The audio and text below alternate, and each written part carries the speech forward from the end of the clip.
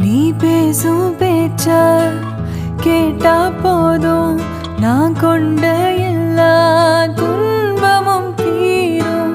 உன் பாதோ வீட்டில் வந்தா போதும், உனக்காக வாழ்வேன் நான்.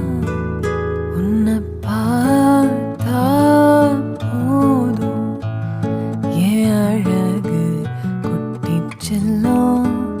இந்த ஜென்ம